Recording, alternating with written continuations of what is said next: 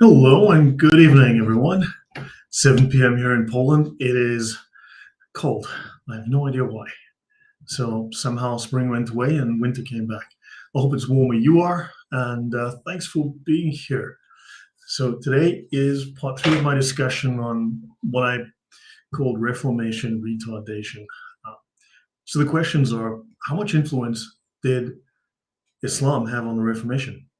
How much influence did Islam have on the theology of the Reformists? How much of this is another question? Was the Reformation a theocratic movement? Was it a political movement? Was it a political religious movement? Then it's theocratic, like Islam. So how much influence did the Ottomans, did the Muslims have on the Reformation? Did they hijack it? Did they amplify it? Did they seed it and then amplify it? These are questions that we are going to be examining and looking at, and these are some very serious questions. So thanks for joining me. Welcome, Just Janice. She says she's loving the punishment, but she finds the information very important. And Warrior Fan, welcome. David James Flood, hello. We've got Gog and Magog, D. Milliman, hello everybody. So yeah, well, thanks for joining me for another one of these. Yeah, I know I've probably got 1 or 2 more to go. Believe it or not, today I spent about 6 hours, maybe 7, actually, on these slides. So working through the data and trying to put everything together. And what's interesting is that the rabbit hole just seems to get deeper the more that I look. Welcome, Ignatius. Can't wait to tackle even more. Yeah. So yeah, guys. So yeah, let's strap in and let's see where this rabbit hole takes us. Okay, we were here the other day. We ended up here yesterday. Good evening, Blossom. So welcome. Right, so we ended on this slide. This was slide number 46 of, I don't know, 10,000. So unchristian organized secularism, right? This is from danielharper.org. I believe that's Daniel Harper. You can tell he looks like a British person who hasn't had tea for 2 hours. That could be an emergency situation. So if anyone knows where he is, send him some tea, please, because yeah, we need to fix that, whatever it is. So he says, for Unitarian Universalists, we are definitely part of a religion. He says, great, we are a religion. But he says we started out as Christian heresies. But then he says, but we can't really be considered Christianity, which means that religion is not going to be a perfect fit. So we kind of not really, we're religion, but we're not a religion, which makes perfect sense if you're drunk, I think. So he says we look more like organized secularism, which means we're not religion, we're just cosplaying religion. So yeah, that all makes perfect sense. HM Frog, welcome. So let's continue. Next slide. Religious atheists. Maria Green on Unitarian Universalist humanists. Oh, they're humanists. In other words, they're atheist socialists. Isn't that fascinating? And she says here, atheists and humanists have long been involved in Unitarian Universalism. But the idea of religious atheists is controversial amongst many. What? Religious atheists. This is controversial amongst many atheists because atheists and humanists have long been involved in Unitarian Universalism. If you've watched my series on socialism and humanism, you'd realize that humanism is atheist, humanism is, it's communism. So Maria Green of the Unitarian Universalist Humanist Association speaks with RNS. And she says here, what do you call an atheist? This is apparently a joke. What do you call an atheist with children? A Unitarian Universalist. So they're atheists that are religious, but they're not really a religion. They're organized secularism, but they're actually atheists. Oh, fine. Okay. Yep. Definitely. I'm grasping it slowly. So it's a joke, but there's some truth to it. She says the Unitarian Universalist Association has long been a home for atheists, agnostics, and humanists because, you know, we're all morally equivalent. You know, we're all the same. We're all the same. Whether you're an atheist or a devout, rabid, evangelical, it's all the same, really. There's, you know, religion is all the same. As people love to tell me, religions are all the same. So atheism, agnosticism, humanism, Catholicism, Lutheranism, Calvinism, it's all the same. Okay, thanks. And in fact, she says atheists and humanists have been involved from the beginning. Yeah, that's when you have humanists and atheists create your devout Christian religion that properly interprets the Bible for you. That, need I tell you that sounds completely retarded? But hey, I'm just bringing the news. Don't shoot the messenger. So, the UUA's Christian fast, and this is an actual article someone wrote. This is from Religion News and goes back to 2014. Religious atheists, Maria Green, on Unitarian Universalist humanists. Right? Atheists and humanists have long been involved in Unitarian Universalism, and she says the UUA claimed to be a Christian denomination, but this is a farce. By rejecting fundamental Christian doctrine, the UUA has abandoned the foundations of Christianity. They adopted a pluralistic, humanist worldview that puts personal opinion above biblical truth. Their acceptance of atheists and humanists as equal members is a clear indication. But look, humanism is atheism. It has always been atheism. You go through my humanism series, you'll see that it is anti-Christian, atheist in nature. It always has been.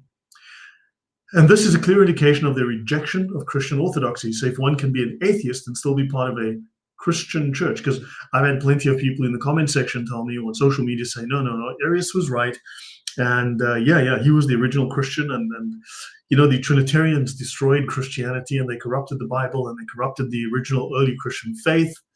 And they're the real Christians. But these Arians are...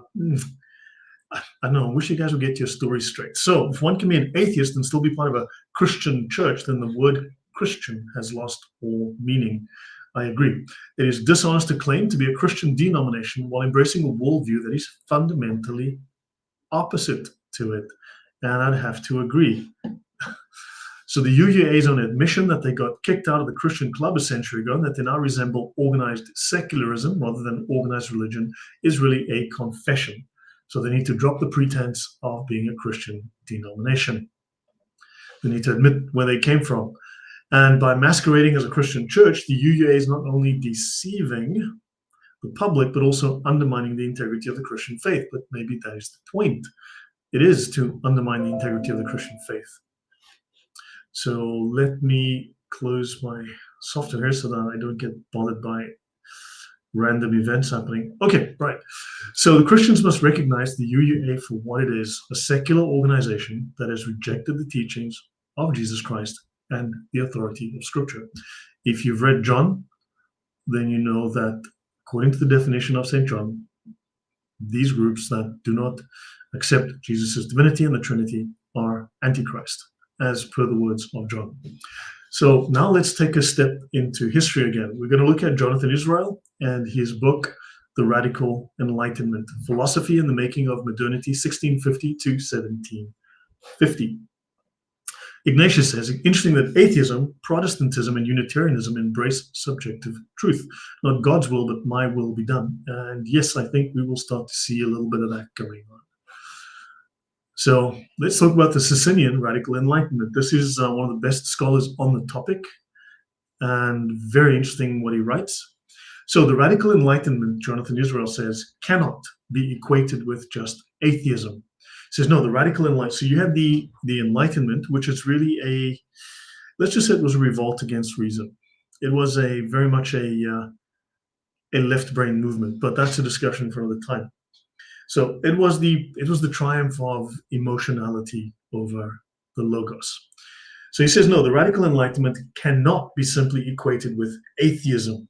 He says, religious people played an important part in the Radical Enlightenment, as they did in the French Revolution. What?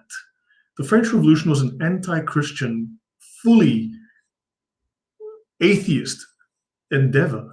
It was a completely atheist enterprise that detested religion, wanted to destroy Christianity. And he says, no, here, but religious people played an important part in the Radical Enlightenment, just as in the socialist, by the way, communist French Revolution, which was a bloodbath, which showed that atheism just loves to kill people. But he says there were always Unitarians or Socinians of some kind. Unitarians or Socinians that were very interested in destroying the cultural and religious order. Revolutionaries, if you will. Maybe let's use the word jihadis, utopian jihadis. So the Socinians were a 16th century dissenting Protestant sect, mainly in Italy and Poland. There were people like Joseph Priestley, Richard Price, John Jebb, and Thomas Paine. Americans will know Thomas Paine. So these are believers, but believers who cannot accept the idea of a religious authority. So it's a revolt against authority. This has been noted historically as well. In fact, I touched once on a topic, a book or an article called The Revolt Against Authority, which was describing the Reformation. And he says they cannot accept the idea of a religious authority which is linked to the state. It's not just that they're Democrats, they're also aiming for a complete elimination of religious authority, so that no one will tell me what to do. I will put my opinion ahead of all authority. My personal view is supreme. So yeah, there's something very willful and very prideful about that. So, and they were relentless in proclaiming reason as their sole guide. So these are people who are rejecting all authority, placing their personal viewpoints above all tradition, all history, all evidence, all authority, and proclaiming reason. In other words, personal opinion. They're fifis. This is sola fifis in action. And they rejected tradition and revelation and authority. So they rejected revelation, but they're Christians. That's fascinating. They reject revelation and authority, but the true Christians who are going back to the early Christian practice. I'm smelling a rat. He says religion for them is something the individual believes. What's the word for something the individual believes? Well, that's called opinion. It's called personal opinion. That's not public revelation, which is what Christianity is. That's private revelation, which is, for all we know, the voices in your head. That's why we call it opinion, or maybe you're mentally unwell. So he says religion for them is something the individual believes, but there is no need for any kind of institutional organization which directs people to think about religion. So let's get rid of the church. Let's get rid of priests. I'm a Gnostic. I talk straight to God because I'm special and God has a radio transmitter implanted in my ear and the Holy Spirit talks to me. So therefore, whatever I say or think or feel is the truth. That's called Gnosticism. That is pride. That is the road to hell. So he says, you just discussed, you try to persuade others that your belief is better than theirs. In Islam, we call this adab al-jadal. That is their method of persuasion, their method of rhetoric, their method of sophist. They try to call it scholasticism, but it's really their method of sophistry and their method of persuasion. That's an Islamic practice. This is taken straight out of Islam. You discussed and you try to persuade others that your belief is better than theirs. So in other words, it's all subjective. It's entirely relativistic. It's purely based on personal opinion, but yet you're right and they're wrong. How can that be when everyone's opinion is correct? So, and that was the only basis of religion. So in other words, religion based on opinion, except that you're very right. So it gets rid of dogma. You want to get rid of any dogma. You want to get rid of authority, except you create your own dogma and you become your own church and you become your own pope. Remember, Martin Luther explicitly stated, every Christian is his own church and own pope. So this is Martin Luther's playbook out in the world now. So yeah, I'd love to know your thoughts on this. Please let me know. So I know this is going to be maybe very distressing for Protestants, but yeah, I'm simply reporting what can be historically documented. And yeah, I think Protestantism is an extremely, it looks very theocratic. It looks irrational. It was a land grab. It was theft on an enormous scale. It was a riot of heresies. It unleashed the crazies. So He says these groups rejected orthodox views like the Trinity and Jesus' divinity. They emphasized reason. However, they rejected the logos. They rejected scholasticism. In other words, they rejected Aristotelian logic. So therefore, on what basis are they determining what is objective? Feelings. So it's all sophistry. It's all about persuasion. It's not about truth. It's about, can I persuade you of my personal opinion? That is purely rhetoric. That's the Islamic approach to argumentation called adab al-jadal, straight out of the Sharia. So they emphasized free will, except atheists don't believe in free will. They believe in mechanistic determinism, and a more rational approach to religion. Yeah, let's get rid of those things that like miracles and things. Let's strip it down to things that atheists can agree with. But atheism by default, a priori, eliminates anything that is non-physical. It a priori doesn't accept that there is anything that is spiritual. So it cannot, within its own worldview, it cannot accept anything outside of what is purely physical. So yeah, that's a bunch of irrationality. Ignatius says, all this madness reminds you of Daniel 2, which states that the fourth kingdom, Christianity, will be smashed into many pieces with only the foundation remaining faithful, the prophecy of the Reformation. Who knows, but that's a fair point. You look at the multiplicity of denominations, and then you start to think, which one is the right one? Because someone has to be wrong if you're all contradicting each other. So let's have a look at the Protestant divine right of kings. Spoiler, we're going to be talking about the Khilafah. But let's have a look. So they are supposed believers who will not accept a religious authority. They intend for a complete elimination of religious authority. In other words, sola scriptura, the Bible only, the Bible alone. Just like Gnostics, except these Gnostics are tethered to the Bible to reinforce their personal opinions. They are not reading out of the Bible, they're reading into the Bible. They're finding justification for their personal opinions in the Bible. He goes on, they were relentless in proclaiming reason as the sole guide, rejecting tradition and revelation and authority. So they are interested in private revelation, which is gnosis. These are Gnostics. These are mystics. If this sounds like a Protestant vision of faith, now this is the author of the article commenting on this. If this sounds like a Protestant vision of faith, it may be because the roots of these groups lies in the radical end of the Reformation. So you've got a theocratic movement, a political movement, a social movement, talking about things like social contracts, which you'll find sounds a lot like the Sharia, coming out of the Reformation. So I thought this was a religious movement, but it seems to be political, social, because Islam is a complete way of life, which covers physics, laws, covers morals, it covers politics, it covers warfare. And you're going to find that this Reformation thing seems to parallel that rather disturbingly. So yeah, this craziness comes out of the Reformation. I thought the Reformation was going to bring purity of thought, purity of religion, restore the original Christianity, because those Catholics are crazy. But as far as I can read here, these reformers and the people that the reformers spawned are absolutely out of their minds. So D. Mieleman says, like making the British king head of the Anglican Church. Yes, isn't that odd?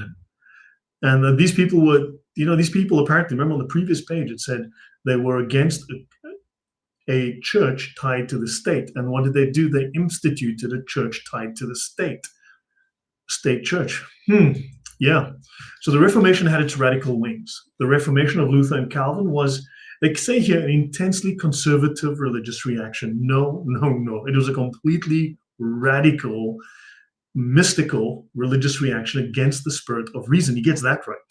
It was a reaction against the spirit of reason that Thomas Aquinas had introduced in the 12th century by marrying theology to Aristotelian philosophy. How else do you get, this is Aristotelian logic. How else do you get objectivity if you're not using logic? God is logos. Logos is where we get logic. God is reason. Now we're worshiping the God of unreason. We're not following any kind of objective playbook, any kind of where you can have consistent outcomes. You're now following personal opinion. That is the philosophy of nominalism, totally subjective, and it's tied to atheism and it's tied to Islam, and it's just a soup of nonsense. I hope you can see that this is disturbing. This is seriously worrying.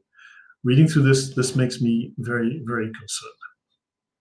So I understand that many might find this to be very disturbing, very maybe it offends the fact that, it offends you because this attacks the Protestant Reformation, it attacks your Protestant beliefs, and I can sympathize with that, but there is something very rotten at the core, at the inception of the Protestant ideology. Let's continue. So the Reformers insisted on the absolute sovereignty of God. Yeah, the absolute, sorry, what did I say? The Reformers insisted on the absolute sovereignty of Allah. Fixed it. So the Reformers, like Calvin, insisted on the absolute sovereignty of Allah over his creation. And as Calvin said, he saw the human race as a teeming horde of infamies. You're evil, in other words. You are totally depraved. There is nothing redeeming or holy or good about you because God made creation and it was dirty and filthy and evil, and you're evil. I'm not sure what Bible Calvin was reading, but that's the conclusion he came to. And as Calvin said, your innate sinfulness degraded any autonomy except for the autonomy to be wicked, to be evil. That is all that you can do. So that's called Gnosticism because the world is evil. Everything that is in the world is evil. And in fact, even it is part of Islam. Actually, let me just bring that up. Let me see. Let me actually just go there. Let's actually just bring this up. It's in the Sharia. This world and what is in it are accursed, except for the remembrance of Allah, that which Allah loves, and someone with sacred knowledge or someone learning it. So yeah, that's the only thing that is. But it says that all people in the Arabic, it's like all people are accursed. So that's the Gnostic view. That's the Islamic view. Very interesting, because God made the world and it was good. But according to Calvin, nope, God made the world and you are a dirty pig. So now, just Janice, you must have a very strong constitution, and I appreciate that you're here. I do understand I tackle very uncomfortable, very controversial topics. I tackle contentious topics on the channel, and no, it doesn't make me a lot of friends. I will say that. It has kind of blacklisted me on a few channels here and there. But yeah, it's strange that people don't want to engage with this, and maybe it makes them very uncomfortable. But is reliance of the traveler older than the institutions? Reliance of the traveler goes back to the 12th century. But it goes, the contents come, but it is compiled. Let's have a look. It's the 14th century. Let's see, 1368. So this was compiled in 1368, but it'll go back way before. It'll go back to the 10th century, basically, for its content. So it was compiled then. So yeah, it goes back before the Reformation, 200 years before. So what does H.M. Fox say? I'm assuming theoretically has to do with being ejected from Eden. Who knows? Yeah, probably. They were trying to explain good and evil, right? They were trying to explain the downfall of man and so on. So now Luther's rebellion against the Catholic Church appealed to many monarchs and princes, especially in Northern Europe, because they wanted to get out from under the thumb of papal power, but that would also be under the thumb of papal moral power, right? They wanted to adopt certain ideas, maybe from Islam, where you as the prince had total control of the land, but here you had a moral force that was holding you back. So let's continue. But we'll look into this as we go. We'll flesh all this out. Now, so-called magisterial Protestantism. What is magisterial Protestant theocracy? The Khilafah, the Caliph, The so-called magisterial Protestantism wrenched power away from the Pope, but did not abandon the idea that the rule of monarchs was authorized by God. Sorry, that the rule of the Caliph was authorized by Allah. Gee whiz. Yeah, okay, so I'm glad I could fix that there for you. So Charles I, for instance, of England, insisted on the divine right of kings. You would know this as the divine right of the Caliph, because he's the king and he's there as the regent of Allah, just like Charles I of England, because man, those Muslims are onto something. I like that idea. No one can tell me because I'm in charge. Yeah. So let's have a look at three elements of this radical Reformation. So theocracy. So there were radical strands of the Reformation. You had the Anabaptists in the Low Countries, that's like Netherlands and so on in Germany, and in the German-speaking lands in the mid-16th century. And then you had the levelers and the diggers. The levelers, we're all equal, we're all socialists. Okay, so, and diggers in England a century later. And such movements wanted to challenge the power of not just the popes, but of the monarchs. So they didn't only want religious authority, they wanted political authority. We know that as a theocracy. Can anyone think of a religion that starts with I, run by a guy called Mo, you fill in the blank, that has both religious and political power? Any guesses? Any guesses? I'll count to 5. If someone can please drop that in the chat. Anyone know of a religion that has both religious and political power?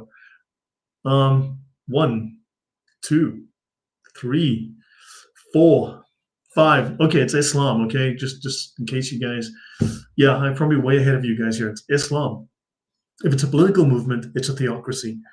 So they took Luther's idea of the priesthood of all believers as an expression of the moral equality. Now, this is important. Actually, this really is a very critical point here of the moral authority of all humans, and as a challenge to all religious authority. If we're all morally equal, then all our ideas are equally moral, equally good, even if they're contradictory.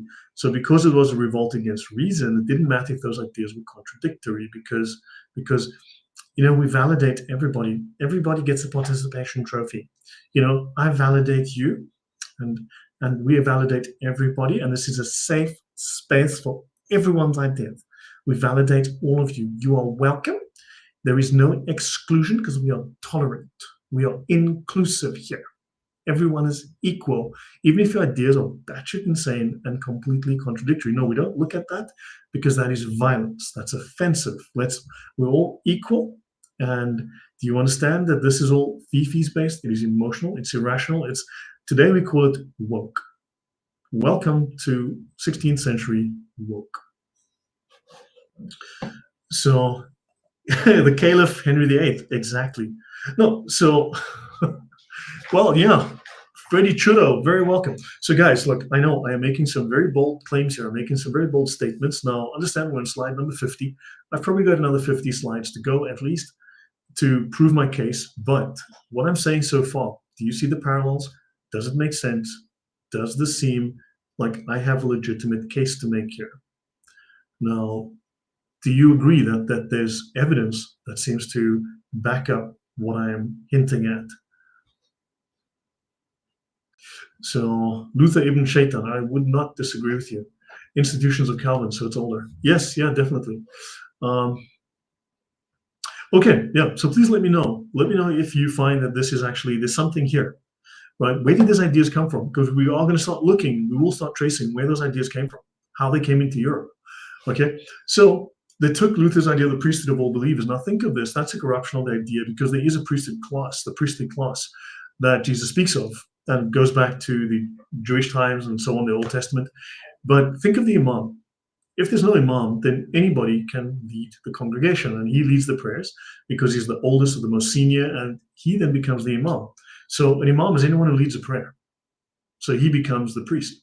So anybody can assume Brother Bob can take over the congregation and start preaching because he feels God placed on his heart that he needed to, Brother Bob needed to, because feelings.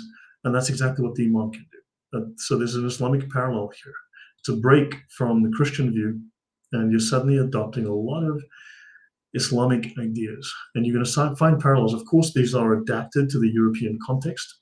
They have European characteristics, but we're going to start seeing parallels. Thank you, Just Janice. She says 1. So yeah.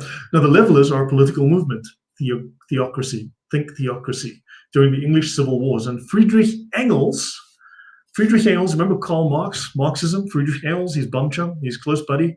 He called the levelers a group of proletariat fighting for a utopian socialist society. So where do we get socialism from? The Reformation. These whack jobs that come out of the Reformation, because the Reformation opened the door of the asylum and the freak show. Yeah, the freaks all came out, and not just that night. So yeah, there you go. Even Friedrich Engels was looking at these whack jobs, these Protestants that came out of the Reformation, and said, you guys are my homies. You guys are theocrats fighting for a utopian socialist society. Marx would have been proud of these guys. So the thinkers of the radical Enlightenment, having broken with traditional concepts of a God-ordained order. Oh, I thought the reformers were going back to God, going back to early Christianity, going back to the Bible. But according to our author here, no. Actually, they broke away from a God-ordained order. They seem to have gone in the wrong direction. My. And they were driven, Israel observes, to pursue their ideas, personal opinions, of equality and democracy to their logical conclusions. Yeah, it's called woke. So there was for them, he writes, no meaningful alternative to grounding morality, political, and social order on a systematic, radical egalitarianism extending across all frontiers, all class barriers, socialism, class, Marxism, class. Where did Marx get these ideas? Where did Marx get class divisions? Class, I wonder. And so he says, but then this is important here, and I made a mistake because I was undoing some stuff, and I clearly undid all my highlights on the slide. But he says here, very importantly, if you are going to construct a moral order in the modern world, what other basis do you have? He says, if it is not the voluntaristic preferences of your God, right, of your divinity, right, to be interpreted for us through the priestly class. You've just got rid of the priestly class. You've just got rid of the people who safeguard the tradition and interpret it and pass it on. You just got rid of these guys, and you just got rid of the moral order imposed by God. Then the only way we're going to come to an agreement, he says, is if we agree to consider our interests as equal. We're all equals. That's why the uneducated, illiterate boat person who hasn't had a shave and a bath for like a month because he didn't realize that brushing his teeth is socially important. But he's going to be a doctor or a lawyer soon, one day, as soon as he stops doing all the rapey stuff. Soon he's going to evolve. It's like a lava, that evolves, that mutates, and like a lava becomes the butterfly. That's going to happen soon. Just wait for it. They just haven't got to the larval stage of the butterfly yet. But yeah, then they will equal. You're equal. That's not the Christian view. The Christian view is you all have. There's a certain equality in terms of before Christ, right? I can't remember the term. Sorry, it just escaped me. But you're not equal in talent. You're not equal in manners, behaviors, values, morals. But no. Here we say no. We are all considering ourselves equal because they want to get rid of friction. Because let's not look at the facts. Let's not examine the differences. Let's just say, well, we focus on this, we focus on that. We're just all equal and don't cause friction. So he says here, the only way is if we all agree to consider our interests as equal and then lie to ourselves about it. So why would we agree to cooperate unless we start by saying, okay, we want different things, but we will all treat each other as moral equals. So in other words, denial of the contradictions. But you say, no, we're good people. You are good. We are good. It's woke. Now, this sounds like a Protestant vision of faith. And again, he says it is maybe because the roots of many of these groups lie in the radical end of the Reformation. So what are we saying? Ignatius says the priesthood of all believers used by Luther is such a twist. If I remember, it means all Christians are priests and that can all partake in the Eucharist, like Levite priests ate the bread of presence. Yeah, he denied the priestly class. He abandoned the priestly class. He wanted to get rid of the monks. He wanted to get rid of the monastics, and he wanted to get rid of priests and bishops. And of course, then everyone becomes their own priest and own pope. He said that literally. Every Christian is his own priest and is his own pope. Is his own religion and own pope. Every Christian is his own priest. He literally said that. I've covered it in my Luther series. So yeah. De Meuleman says so much of it is based on the idea that things can only be a single thing. If priesthood all believers, then there must not be a dedicated priesthood. Yeah, it's a very one-sided, very amateurish, childish view. Sola, exactly. It's really. If you've read Zwingli, you'd think this was theology written by a 5-year-old and a retarded 5-year-old at that. It's just. I couldn't read it. I gave up. I was reading this guy and I'm like, this is retardation on a massive scale. Reading Zwingli, it is childish use of rational. It's childish reasoning. I was shocked at it. So if Jesus sits at the right hand of the Father, then he cannot be present in the Eucharist. Yeah, he's up in heaven, and Allah cannot come down to earth, as you know, and Allah does not have a son. Don't forget, Allah does not have a son, therefore Jesus was not divine. He was just a prophet. Yeah, that's the Muslim message. Thanks, Reformists, for Servetus did manage to teach them that here's your Quran. And remember, if you want to be a better Christian, read your Quran. So, yeah. Okay, so those are all good points, and thank you very much. And Raging Lion, greetings and blessings, everyone from Portugal, and welcome and thank you for being here. So guys, if you do like the content, as annoying as it might be to some people's senses, please do share it. Do like it. Do subscribe to the channel. That will be great, so I can get my channel out of the YouTube slump that it's in, which it has been in for a couple of years now. And thank you again for your time here. So keep adding some comments in chat because I learn a lot from the chat. Okay, so hello, good evening, good morning, everyone. Yeah. Okay, now let's have a look at the Radical Reformation, the Khilafah. So the Khilafah, what is that? The Caliph's divinely ordained stewardship, divinely ordained, the right of kings. Gee whiz, I wonder if there's a parallel. A vice regency where the Caliph acts as Allah's representative on earth. Gee whiz, where the king is now the head of the church. Gee whiz. Does that sound similar? Am I taking crazy pills? And he's ruling by divine authority, the right of kings, the divine right of kings, ruling under divine authority. Wonder where these kings could have gotten that idea. Maybe from the Sharia, who knows? Maybe the Muslims. You never know. And this is rooted in Quranic notions of human stewardship, as in Quran 2 verse 30. Let's continue. So the Reformation, like the Enlightenment, also had radical wings. I see I made a typo there. So the Reformation of Luther, okay, another typo. The Reformation of Luther and Calvin was a reaction against the spirit of reason. Okay, covered that. The Reformers insisted on the absolute sovereignty of God. Absolute sovereignty of Allah over his creation, right? So we've already covered Calvin. Now this takes us to what's called the Rububiyyah. Now I may have this term wrong. I mean, that's what I came up with, which is Allah's lordship or divine sovereignty, which Calvin was really big on. I've covered Calvin last week. Last 2 weeks I covered Calvin's theological alignment with Islam, where Calvin's idea of sovereignty and predestination and lack of free will is entirely Islamic. It is just Islamic with a fresh coat of paint, with a French coat of paint. That's really it.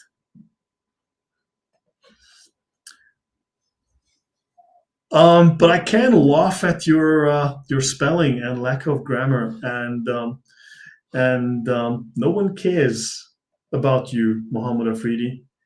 Seriously, I'm going to be nice. I'm going to put you in time after 24 hours. How's that? Instead of just banning you out, I'll put you in time after 24 hours because you're an idiot. So I cannot disprove. I believe I have, and I have disproved your religion.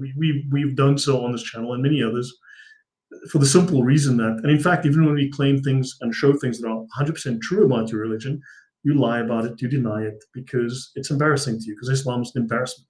Muslims are embarrassed by the Sharia. Why do you think no Muslim will sit down with me and go through the Sharia in detail, step by step through the manuals, and discuss with me? Just discuss, just give me their views on what we're reading. Why? Because it's humiliating and embarrassing to see the truth about Islam, because you know you're lying about it to yourselves and to non-Muslims. Because you know how evil and aggressive and dangerous it is, how it teaches hatred, how it is hate speech. And you are reacting to me. You keep on coming onto the channel because you've been triggered. It's that simple. Okay, so you've got Allah's lordship or divine sovereignty, right? The absolute sovereignty. So Luther's rebellion against the Catholic Church appealed to lots of monarchs and princes in Northern Europe. And they wanted to get out of the thumb of the papal authority, right? So the so-called Magisterial Protestantism, I see I duplicated a slide. Maybe that's my fault here. Okay, but they were able to get rid of the control of the Catholic Church, but they didn't want to abandon the idea that the rule of monarchs was authorized by God. They liked that because then they could have great social control because Allah gave them the authority, and therefore they had religious and political authority, and they became theocracies. They won't say this in the history books. They don't tell you that in the theological text, but it's theocracy. Christianity is not supposed to be a theocracy, but for these guys it is. And where do they get that idea? From Islam. So many people, okay, the divine right of kings, the Khilafah.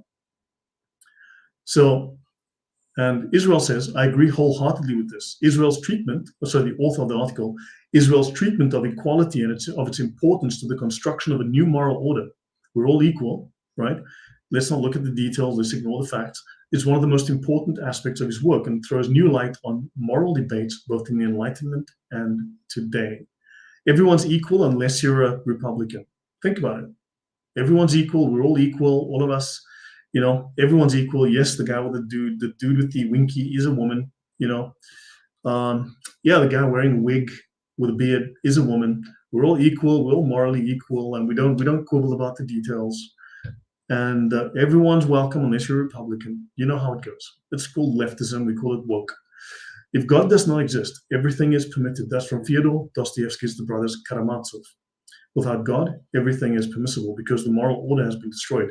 There is no moral arbiter that makes objective law because they've destroyed reason, therefore they've destroyed objective morality. So if God does not exist, then everything is allowed. All things are lawful. So then also this leads us to the problem of theodicy, right? I discussed that in my Calvin discussion. If God is all-powerful, why does he permit evil? Why is the evil in the world? God has full control, right? So if God is all-powerful and evil exists, then God is responsible for evil. So this thinking turns God into the author of evil. It makes God Satan. Let's continue. Vagueness, that's another problem of the radical Reformation. So without belief in God, runs the argument, we cannot anchor moral beliefs and will be lost in a miasma of nihilism. So that is only true, Israel suggests, if we reject the idea of equality. So they substitute this on equality. So people are running riot with contradictory, competing ideas, but yet they overlook that because we're all equal. So they are not looking at the truth. They're just saying, I don't want to judge. Don't judge each other. Don't judge those people. We're all equal, even if they are doing things that are undermining you. So the paradox, though, is that the roots of this idea of equality lie not in the radical Enlightenment, but in religiously shaped movements that emerged from the Reformation. He accepts that such groups were often highly progressive, particularly in their attitudes to equality, women's rights, and slavery. But where they failed, he insists, was in developing a fully comprehensive philosophy. They'd say things like, we love Jesus. Can you be more specific? Which Jesus? What is Jesus's nature? Is Jesus the Son of God? Is Jesus just a random guy that said nice things? Was Jesus a magician? Was he a magician from Egypt? Was Jesus adopted by God and given special powers? Was he a creature? Was he not a creature? Is he co-eternal and co-equal? You see, these are, we love Jesus. Follow Jesus. I follow Jesus. But Isa, the Muslim Jesus, can you be more specific? You see, the problem is the vagueness, the specifics. So you don't have, oh wow, just Janice, thank you very much. Just donated £10 through Super Chat. Thank you very, very much. And she says, thank you, God bless you abundantly. Thank you, Janice. I'm really grateful, much appreciated. And let me know why you felt moved to do so. I'd like to know. Thank you. Raging Light says, Muslims are embarrassed by Momo. That's why they try to cover up Momo's morals, or lack of them. And the Sharia is a problem that exposes Momo. Yes, agreed. So you don't have a comprehensive philosophy. You don't have a whole package of elements that would create what you might call a revolutionary democratic vision or awareness. Right? So what distinguishes the thinkers of the radical Enlightenment, finally, is their ability to fit together a whole package of ideals. So they create a man-made religion, they create a complete system. He goes on, so while the Quakers in Pennsylvania might say we are against slavery, that's a nice, noble sentiment, but it's platitudes, right?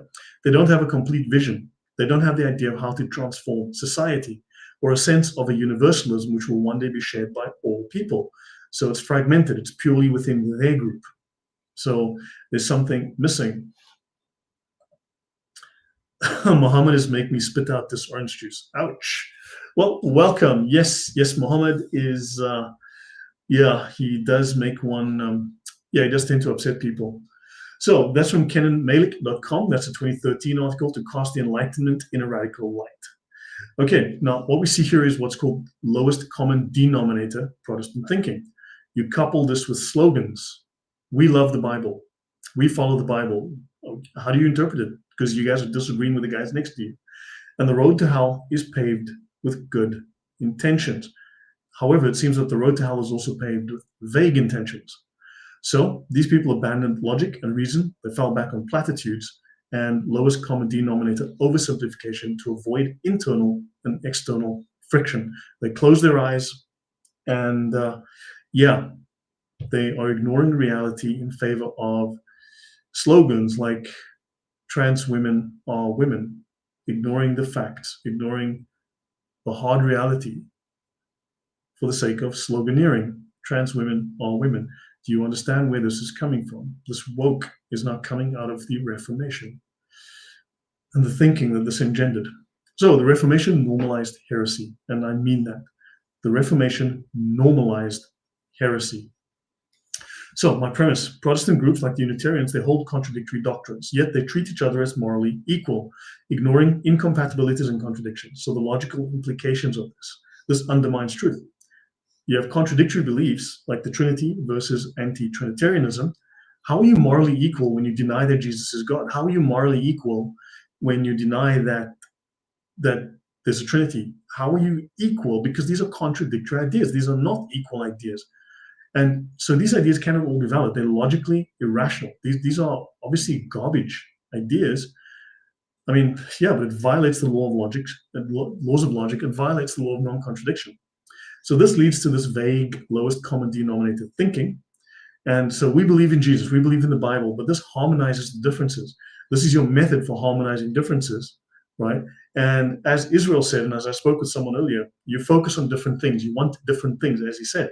Some people focus on one aspect of Christianity, others focus on a different aspect of Christianity. So you just say, well, we focus on this, we focus on that. It's like the difference between the madhabs in Islam, right? So you harmonize the differences between the Protestant madhabs using this method. And Just Janice says, for all your hard work, Lloyd, providing valuable information. As a Protestant, it blows my mind. I have to review everything. Same. Thank you very much. Yeah, I kid you not, I spent 6, maybe almost 7 hours today working through these slides. I still have typos, but yeah, I spent a lot of hours on this today, just doing the research, double checking. But thank you very much for that. So, and we're both in the same boat. I mean, I'm sitting here shaking my head all day as well. Now, relativism.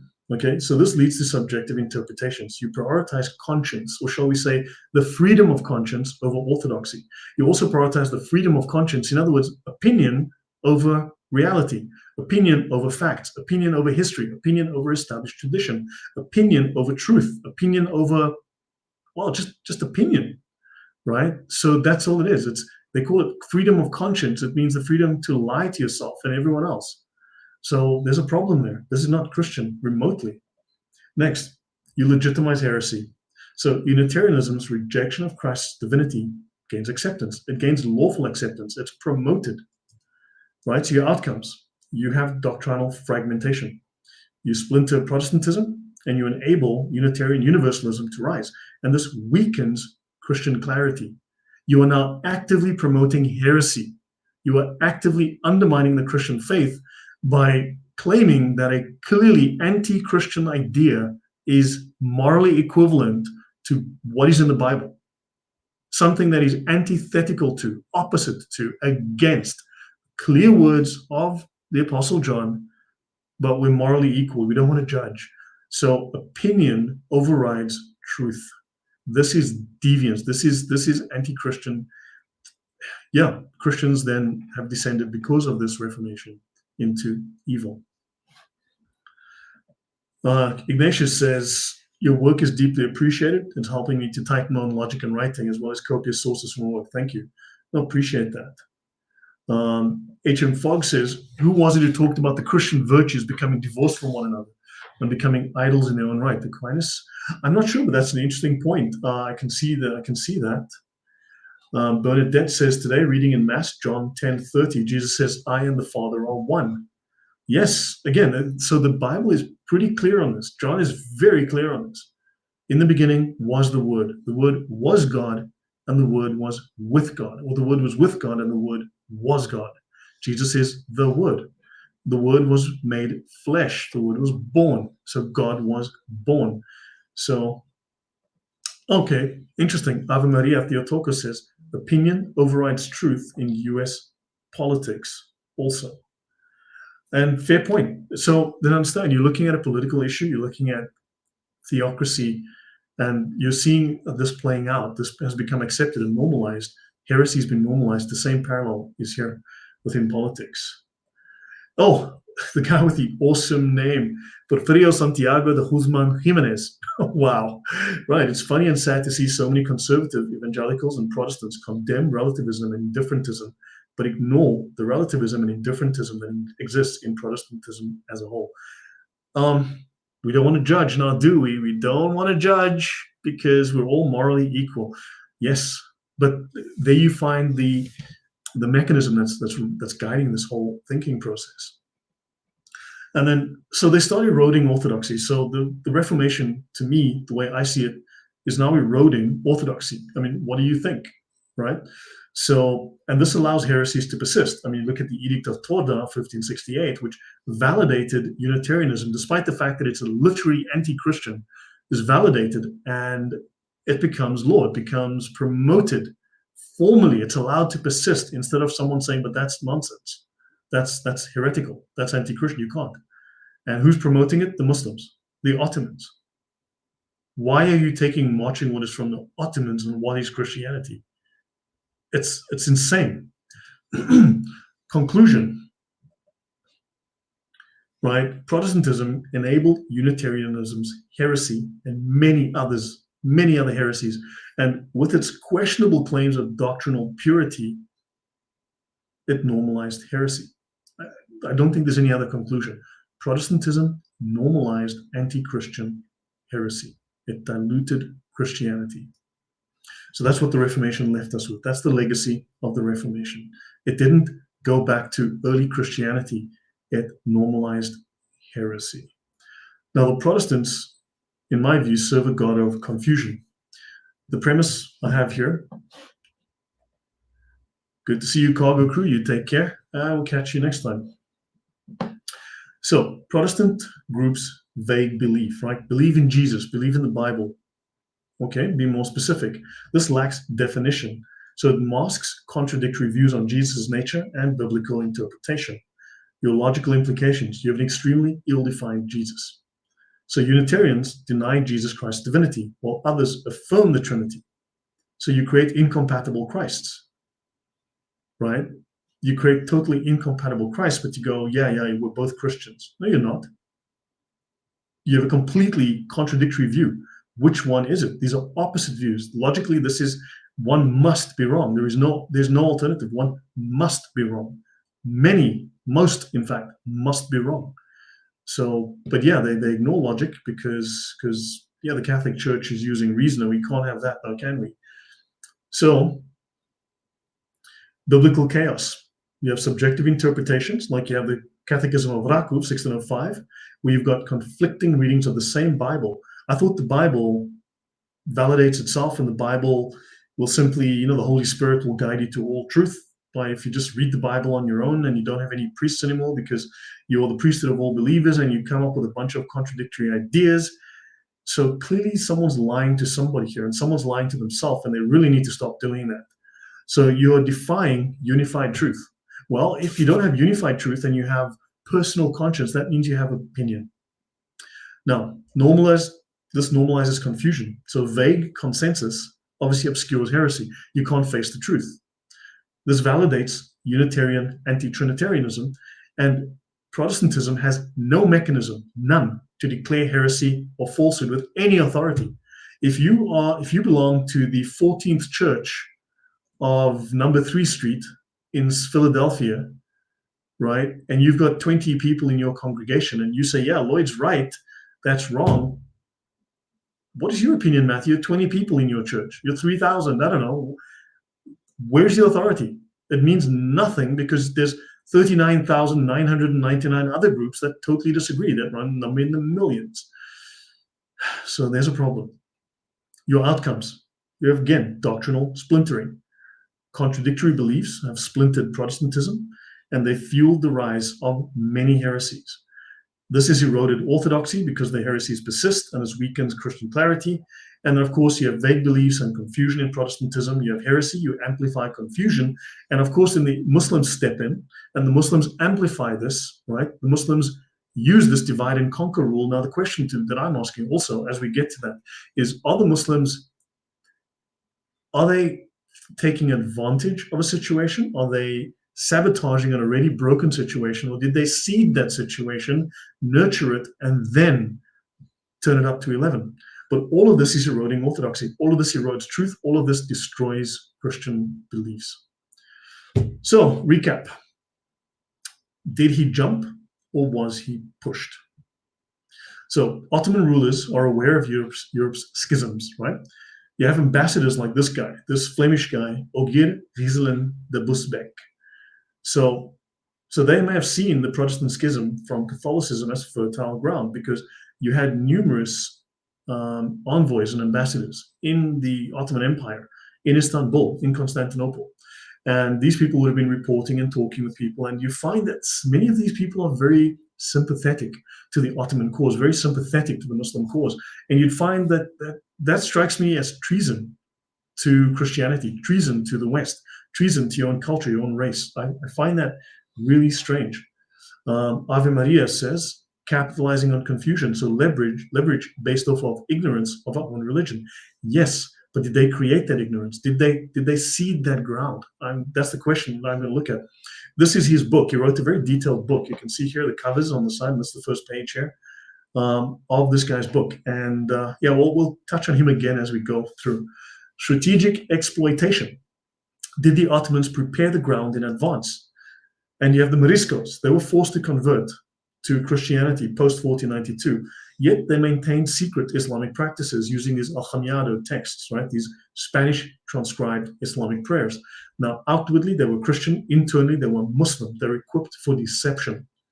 And we see this in their survival under Spanish surveillance and the fact that their writings were hidden until the 1800s. Right? Now, the Moriscos could have influenced Servetus. They seem to have influenced him. They played on his sympathy, and he then took on their ideas, right? And also, you've got, because you see Servetus's monotheistic shift, and then the rest just happens through cultural osmosis. Now, post-expulsion, the Moriscos in Ottoman territories could have relayed Christian schism details to the Ottoman authorities, because they were saying, hey, look, there's these issues that are brewing in the Western territories. And they pass this on, and maybe the Ottomans go, I need you guys as spies, work for us, right? Because these people are loyal to Islam, and they were pretending to be Christians for a long time. So this amplifies all the support for the anti-Catholic allies, right? And then Ottoman support for Protestants, because there was a lot of strategic tolerance, like the Edict of Torda. You have the Moriscos, their crypto-Islamic skills. You have Unitarianism, which is very much Tawhid, like a semi-Islamic theology. All of this forms a logical chain. This is all reinforced by people like Servetus with his Quranic engagement and sales. Well, Servetus saying, well, if you want to be a better Christian, you just use your Quran. Just read this, read this Quran, follow this book. That's going to make you a better Christian. Sure it will, right? And then, of course, you've got Sale's very positive portrayal of Muhammad in his translation of the Quran. Right, so the Ottoman embeddedness in Europe, because they were everywhere because of their conquests. There were diplomatic ties. There was the Millet system, which is what they were doing with allowing religion, tolerance of religion. So a lot of Christians moved over because they had freedom of religion under the Ottomans. That's strategic tolerance, right? So this provides a lot of opportunities for influence. And of course, there was a lot of diplomacy and trade and travel. So the Ottomans provided refuge, economic, and military aid to the Protestants. So this weakens the Catholic powers, and you've got a much more fragmented religious landscape in Europe, because the Catholics couldn't fight the Ottomans and the Protestants at the same time. The Ottomans obviously step in, they save the Protestants. Why? Because it benefits them against the Catholics, right? So this makes it easier for the Ottomans to manipulate and influence. Well, we'll do this for you if I'll scratch your back if you scratch mine, basically. And that did happen. And then obviously they want to fracture Christian unity. They shift European theology towards a monotheism by introducing these ideas, right? They want to shift Christianity towards Islam, which they do. You've got all of these reformers literally promoting Islam and claiming to be devout Christians. So you've got an anti-Christ Islamic wedge, and we know it's anti-Christ because of the book of John, coupled with exclusion of the Jews because the Muslims don't like the Jews either. So this to me seems, yeah. Now the Bible Society, the British Bible Society, the non-denominational, they're inclusive, in other words, we're inclusive. Okay, so this is from the Bible College, Way of Life Bible College, and they're talking about the United Bible Societies and Rome by David Cloud. And this is from what year? 2008. Let's continue. The Bible Society invited Unitarian participation. Yeah, we need those non-Christians, those anti-Christians in the Bible Society, because we're inclusive. Maybe you want to get some Satanists in there too, Bible Society. You never know. Those Satanists might have an opinion, and you need to be inclusive. So he writes here that, yeah, never make your enemy's enemy your friend. Yeah, but that's exactly what they did. Yep, but we have a saying, the enemy of my enemy is my friend. Muslims, Islamic society has a different saying. They say, do not let your enemy know he is your enemy. It's a totally different perspective. Do not let your enemy know he is your enemy. War by deceit. Protestantism was the original DEI, and I'm going to have to agree because it's woke. It's woke up to the neck. Honestly, it's woke right up to the brain. So yeah. Porfirio Santiago de Guzman Jimenez says there was a reason why the church had to vet converts, and that's mainly due to the fact that not all the converts are sincere in their conversion, and I agree, because this was true. Most of the readers of this study will know that the Unitarians, while claiming to be Christian, have no right to be called such. They deny the very triune God of the Scriptures, the Father, the Son, and the Holy Spirit. They scoff at Christ's deity, vehemently denying that our Lord was very God and very man. How then can they possibly be considered Christians? That's a very good question. I agree. Yet the British and Foreign Bible Society brought these heretics into its membership upon its founding at the turn of the 19th century. That's like 1804. The shameful history is given briefly from first-hand accounts and historical documents quoted from the files of the Trinitarian Bible Society in London. The Trinitarian Bible Society welcomes these anti-Trinitarian heretics because you guys are morally equal with us. Yeah.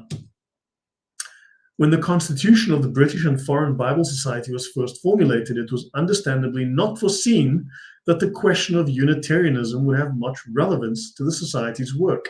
Before long, however, Unitarians gained, and he writes here, substantial influence upon the affairs of the Bible Society, particularly in Europe, where some auxiliary societies were run almost exclusively by people of Unitarian beliefs.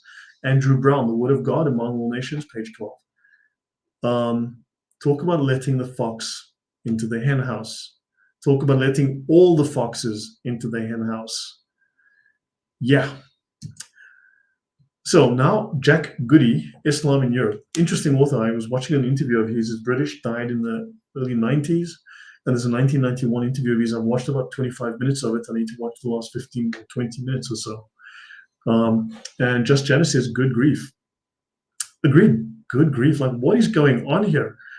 Honestly, yeah, I'm as mind-numbed as you are. So, and Islam and Protestants sitting in a tree. K-I-S-S-I-N-G. Something like that. Okay, so Oratex says, I can see why before Vatican II, ecumenism, whatever, was seen with so much skepticism by the Catholic Church. And I fully agree. Ecumenism is the Trojan horse. Tolerance is the Trojan horse. Mass immigration is the Trojan horse. Yeah, I fully agree.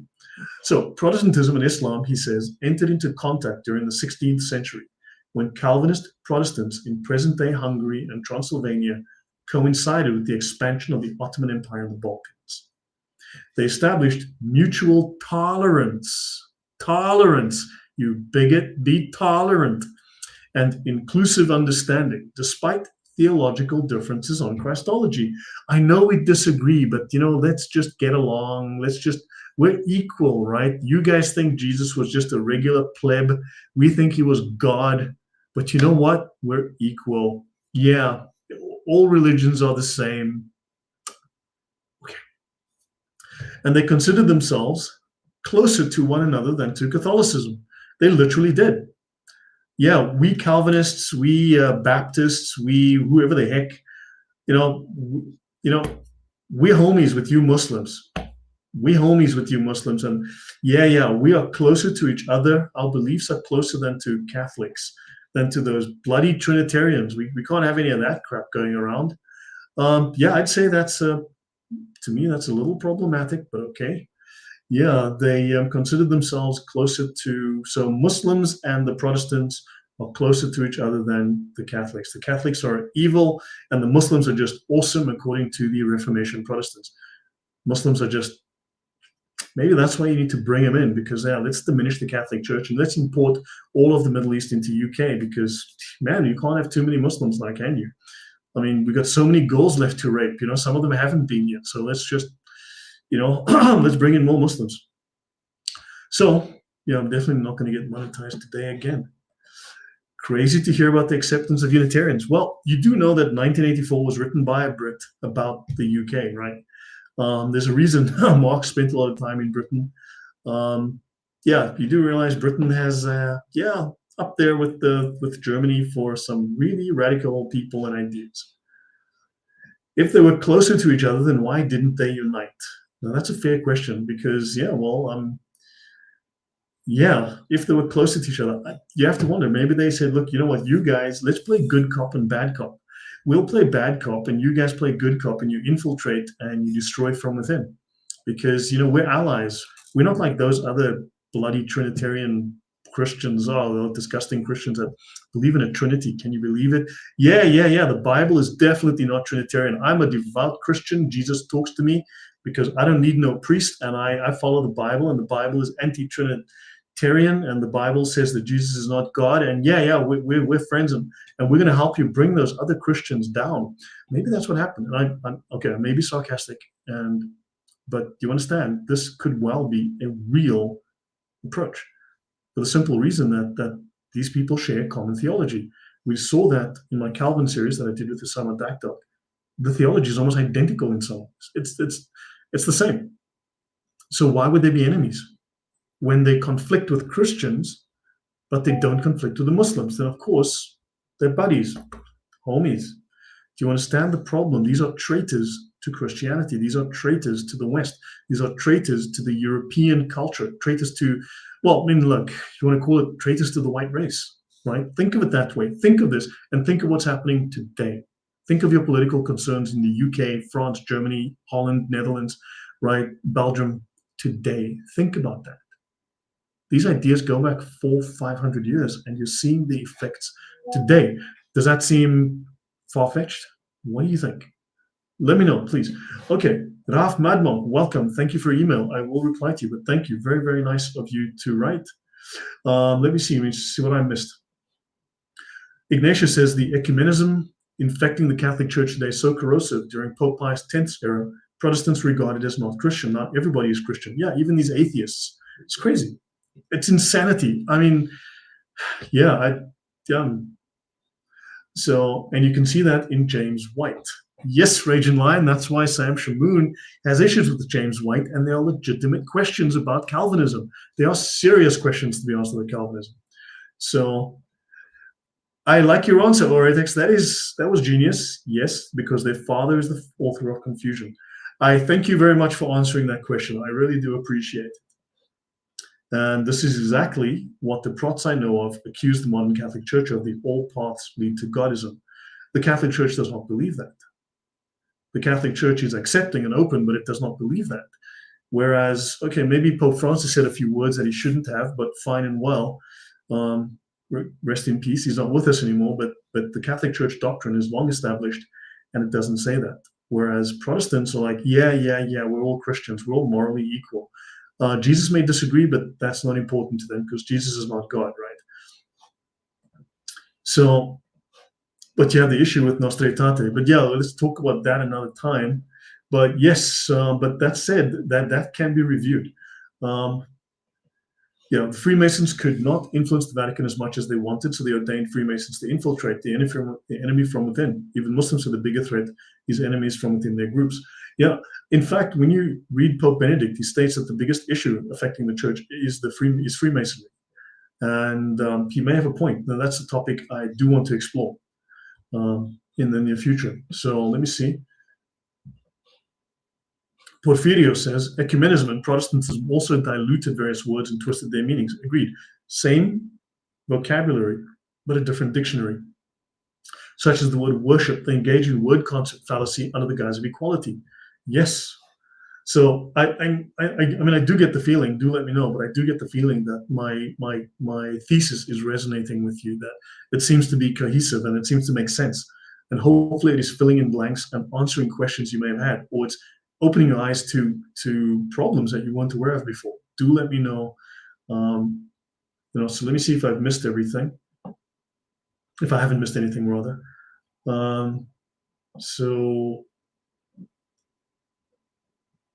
Okay, I think I've caught most everything, but definitely not all morally equal. That is poison. Yes, correct. I agree with you, Ralph Madmont. That is the truth. I agree with you. Yes, the Magisterium, the tradition, is independent of the Pope. So yeah, he's the manager. He's not the creator of the church. So the difference is with Calvin, he was the founder of his church. Luther, the founder. Whereas the Pope is the manager. If the manager's an idiot, you fire him, you get a new one. Or he dies and you get a new one. But yeah, so Ralph Madmont says, yes, it does make sense. So thank you. Yeah, so Jack Goody writes in his book, Islam was seen as closer to Protestantism in banning images from places of worship. What do the woke do? They tear down statues. What does that mean? They tear down your symbolism and they replace it with, I don't know, statues of fat women in New York, fat hookers or fat black women. Ugliness. They replace beauty with ugliness. They tear down the statues of political heroes, of historical heroes, of great explorers. They denigrate their names, they insult them, and then they start to place, I don't know, Pakistani heroes and gay people as somehow the heroes that all of you should worship. Understand? So you've got the destruction of symbolism is one of the ways you genocide a culture, the way that you undermine a culture. And here you've got these Protestants removing symbolism that reminds you of who you are, the artwork that tells you who you are. And so Islam is seen as closer to Protestantism in banning images from places of worship, in not treating marriage as a sacrament. It's just a contract. How is that Islamic now again? Because that's Islamic. I mean, and in rejecting monastic orders. Gee whiz. So let's be more like Islam, because didn't Servetus say that, we need to ban all of this Christian nonsense because it's offensive to the Muslims. In fact, maybe I should have entitled this, Who Will Think of the Muslims? Please, somebody think of the Muslims. That was Servetus's whole theology. Please, somebody think of the Muslims.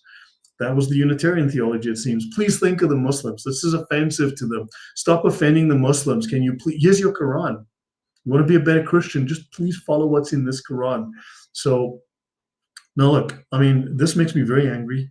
This is betrayal. This is betrayal. This is Protestant betrayal. Protestants must own this. This, honestly, whatever, I will hear Protestants whole day bitching about the Catholic Church and the Pope. There is filth in the Protestant Reformation. There is filth in Protestant ideology.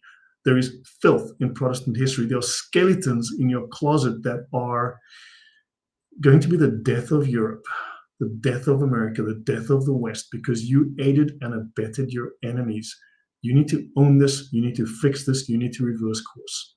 Someone has to say this, I think. Maybe it's me, but these are my views. I believe the evidence leads us to this conclusion. So that is Jack Goody, Islam in Europe, 2004. There's a copy of his book on archive.org. Let me see, what am I missing? The Pope is entrusted with the truth, not to determine it. He can definitely help clarify and in circumstances declare it, but a Pope cannot destroy God's body, the church. Well, the Bible does say, this is the rock upon which I will build my church, and the gates of hell will not prevail against the church. right? The church is the pillar and ground of truth, not sola scriptura. Jesus doesn't say that. So what is your view that Islam came from Catholicism? There's a word for that, Freddie. It starts with a B and it ends with a T. It's got 8 letters and the first word is bull, the opposite of cow. Hopefully that answers your question.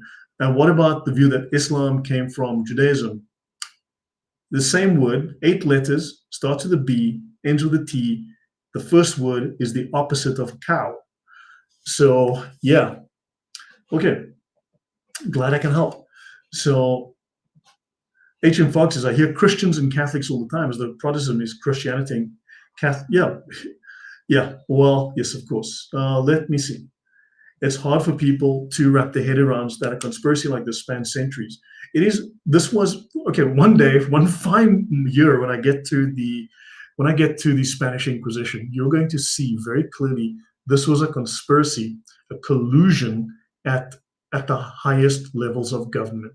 This was a collusion on a national scale. This was the Brits getting together with the Spanish, the French, or at least against the Spanish, the Brits getting together with all these other Protestant nations to take down the Catholic Empire, to destroy Christianity as it was until then. It was the heads of state getting together and colluding, conspiring. It's a crime. Honestly, when I look at the Reformation now, especially having looked at the Spanish Inquisition, when I look at the Reformation, it is a crime. It is a criminal conspiracy. It is a political movement, but it is a criminal conspiracy as far as political movements go. That's what I see. This is what I come to. And Raging Light says, exactly. Instead of saints and heroes, we get degenerates now. Exactly. You get degenerates. Thank you. That's just jealous. I'm not sure what that comment is. It's hard for people to wrap their head around this. Yep. We see the irony is not lost on me. I'm not having much success getting through to them. Yeah, so look, it's how it is. Just keep going. Let me see.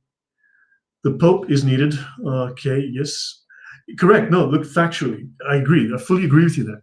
The Pope is needed. You need central authority. You need someone in charge to make a decision. We have cases like the Orthodox Church, which itself is splintering. Each Orthodox priest says something different, just like the Protestants. Exactly. Yeah. Thank you, Lloyd. I've heard that, but never researched it. Let me see. Yeah, so guys, let me see if I missed anything. Oops. Look at the Church of England. Yes, I fully agree. Ave Maria, Theotokos says, every time I've been to Istanbul, I see a framed photograph of Ataturk on the wall of every establishment. He's their hero, and they claim he modernized the country. The man was a genocidal maniac. He was a murderer. The man was an insane murderer. He was a cold stone killer. I've covered him. I've got 3 episodes, I believe, on Ataturk and the Germans. The Nazis idolized him. The Nazis worshipped him. He was a hero to the Nazis, right? The Nazis loved him. Check my channel. I've got 3 very short episodes, like 3 to 5 minutes each. I've got 3 episodes, I think, on Ataturk. The man was a murderous, genocidal despot, and the Nazis absolutely thought he was amazing. So, yeah. Porfirio says, as a former Protestant, when I woke up to what the Reformation actually was, you cannot call it other than a destruction of society and order. And I fully agree with you, and I believe that's what the evidence is going to show. Grimmin Zeal says, hi Lloyd, nice to see you doing another good video. God bless. And thank you. So let's get back to where I was. Islam is seen as closer to Protestantism in banning images from places of worship. My father used to belong to a church, used to go to regularly. So did my grandmother and others. They would go to a church and it's bare inside, looks like a box. Okay, just white walls, which looks like a mosque, if you think about it. And so, yeah, why are we copying the Islamic ideal as if it's what Christians need to do?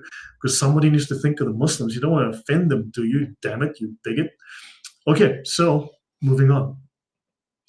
Martin Luther regarded the Ottomans as allies against the papacy because Martin Luther is never wrong.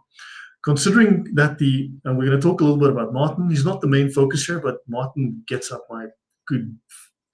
If I could dig Martin up and shoot him in the head, I would. So he considered the Turks, the Muslims, the Ottomans, the rod of God's wrath against Europe's sins. In other words, Martin Luther was, you white people deserve this. You nasty, sinful, you deserve this. In fact, you know what we need to do? I need the politicians 500 years from now to punish you guys by importing all of Islam into Europe. Ponder that for a second. So, Daniel, okay, this is from Daniel Nitulescu, okay, from a paper from May 2016, The Influence of the Ottoman Threat on the Protestant Reformation. Now, okay, this is from, okay, so, and interestingly enough, we're gonna go through his paper a little bit. We're gonna touch on this guy's paper, look it up, okay, look up the paper, read it, wow, this guy lays it out thick. It is a political conspiracy. It is a political movement. It is a collusion between the Protestant powers and the Muslims, and to crush the Catholics, to destroy the Catholics. And in so doing, never mind the damage they cause, as long as they make money and they gain political power, they couldn't care. So, which is the Christian thing to do, right? You crush the other Christians, you make a lot of money, and you get political power. That's what Jesus said to do. He said, what you guys need to do is collaborate with the Muslims, crush the other Christians, and make sure you become the king, or you go into government and you make a ton of money. I'm sure that's in the book of Second Opinion, chapter 3, verse 4, where Jesus says that, but someone let me know. And on War Against the Turks in 1528, Martin Luther is less critical of the Turks than the Pope, whom he calls an antichrist, and the Jews that he calls the devil incarnate. Because this is exactly what Protestants say to me today. I come across this all the time. The Jews are evil and must be destroyed, and the Pope's bad, and Catholics bad, and I don't care about Muslims. I don't care about Islam. And like, I'm sorry, but you people are fucking retarded. That's Daniel Goffman, The Ottoman Empire and Early Modern Europe. We're going to talk more about Martin Luther, because in his book on War Against the Turks, now Protestants will quote, Martin Luther said nasty things about the Muslims and said, no, we need to rise up and they're evil and we got to defend Europe. You see, but he starts off basically slandering the Jews, and then he starts slandering the Christians, and you guys are evil and you deserve it. And he says, shoot, I'm supposed to be defending Europe and Christianity against the Muslims. Gee whiz, I forgot. Oh yeah, Islam bad. And then he goes, fucking that Pope is horrible, isn't he? Good God, these Catholics need to be destroyed. What are we going to do about the Catholics?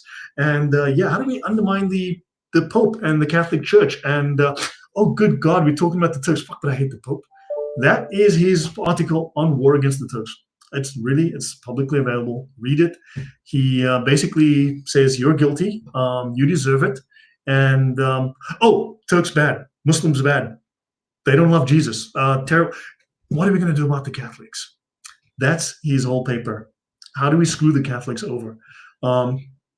Anyway, he writes here in his book, Jack Goody's book here, this vigorously argued book reveals the central role that Islam has played in European history. Following the movement of people, culture, and religion from east to west, he breaks down the perceived opposition between Islam and Europe, showing Islam to be a part of Europe's past and present. In a historical analysis of religious warfare and forced migration, he examines our understanding of legitimate violence, ethnic cleansing, and terrorism. His comparative perspective offers important and illuminating insights into current political problems and conflicts. This guy's actually a pretty good author. I like his stuff. So Goody traces 3 routes of Islam into Europe, following the Arabs through North Africa, Spain, and Mediterranean Europe, Sicily. Okay, and I've covered those before. So you've got North Africa, because after they were expelled, the Moriscos, where did they go? North Africa and to the Ottoman Empire. But Sicily is another hub. We'll come to that. And then the Turk through Greece and the Balkans. We've covered the Balkans, and the Mongol through southern Russia to Poland and Lithuania. Each thrust made its mark on Europe in terms of population and culture. This was not merely a military impact, especially in Spain, but elsewhere too. Europe was substantially modified by this contact. Today, it takes the form of 11 million immigrants. That was way back. This is like 30 years ago this guy died. Not to speak of the possible incorporation of further millions through Bosnia, Albania, and Turkey. So hopefully you get from that this is a problem today. The problems are cropping up today. And yes, nothing good comes from Islam. Someone could so clip Lloyd out of context right there. What did I say? I mean, I'm surprised that people don't engage with the content and go like, Lloyd is lying. Look, he's quoting stuff on the page. He's reading it out of context. I don't know, whatever. Could the Muslims possibly be the hypocrites whom Jesus called out the thought? The Pharisees, if you look at the imams in Islam, they are equivalent to the Pharisees. They took over from the Jewish role because they said, no, the Jews are are abrogated by Islam, and they effectively did become the new Pharisees. Yeah, the ulama is the new Pharisees.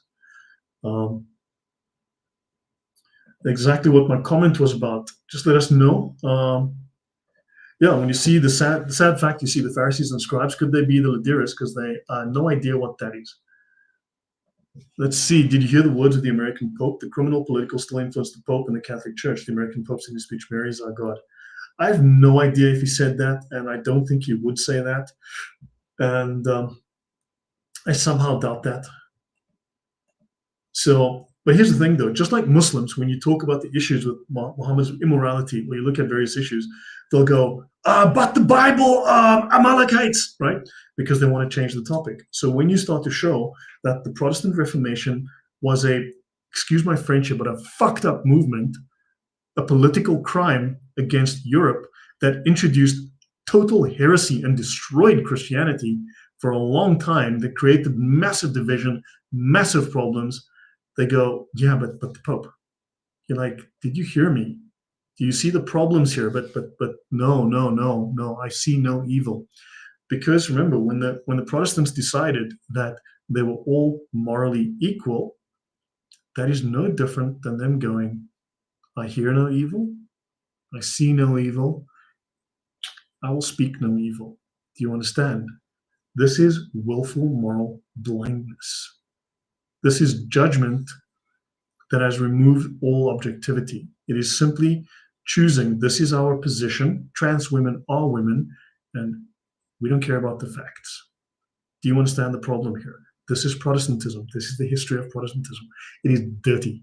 As far as I can tell, I'm sorry, it's dirty. So,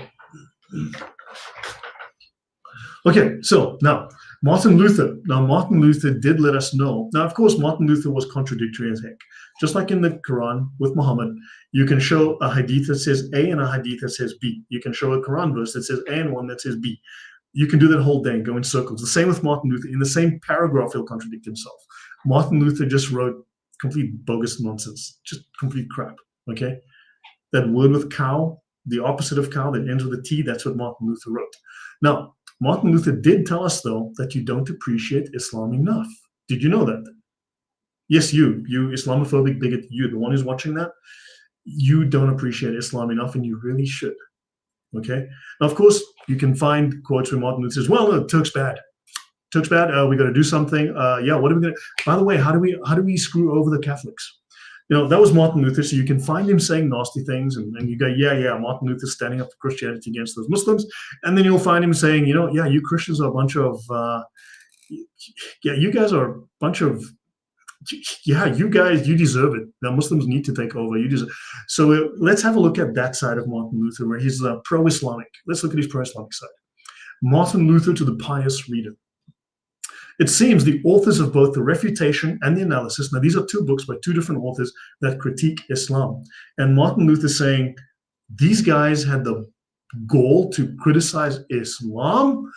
Holy shit, I have to stand up and defend Islam. My name is Martin Luther, and I stand up for Islam. So he goes, the authors of the Refutation and the Analysis were trying, out of pious motives, to scare simple Christians away from Muhammad. I don't know why you want to stay away from Islam. You know, he's going, why would you want to do that? Why would you want to scare Christians away from Muhammad? I don't know, Martin. Maybe you tell me.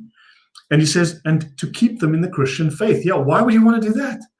Conan, why would you want to do that? Keep Christians away from Muhammad and keep them in the Christian faith. What is wrong with these people? But while they eagerly pick out the most shameful and absurd passages from the Quran, which provoke hostility, why would you want to provoke hostility against the Muslims? I don't know what's wrong with you people. And are able to move the multitude to hatred. They either pass over the good passages that are in it without refuting them, or they conceal them. You know, like Quran 5:32, he who kills a man, you know, it's like he killed the whole world. I'm sure that's what Martin was trying to say here. I'm sure Martin Luther would go, look at Quran 5:32, he who kills a man, it's like he killed the whole world. Look at that beautiful passage in the Quran. Look at that beauty. Oh my God, the beauty in the Quran. And he goes, and all the good passages that are in it without refuting them, or they conceal them. The result is that they have attained little credibility because they didn't show you the beauty in the Quran. What is wrong with these Christians that are not showing the beauty in the Quran?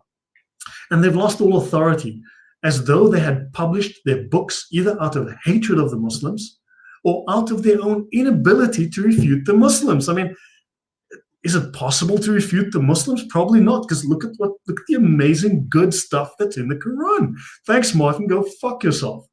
And this is quoted. This is literally in Luther's works. Okay, if you want me to, I can bring up Luther's works. It is in Luther's works. Luther wrote that. Okay, and this is quoted by, this is the author of that particular article, Adam S. Francisco, in Luther's works, volume 59. Okay, and I have the entire Luther's works thanks to my audience. We spent the money. It was $400 and something, and we bought the entire Luther's works. So luckily, I have access to it, and it's very helpful. So, D. Mielman says this is a smoking gun. Yeah. So, but look. When you go to like the next 10 paragraphs or whatever, Martin Luther will go there. The Muslims are bad. Oh yeah, we got to do. And how do we undermine? How do we screw over the Catholics?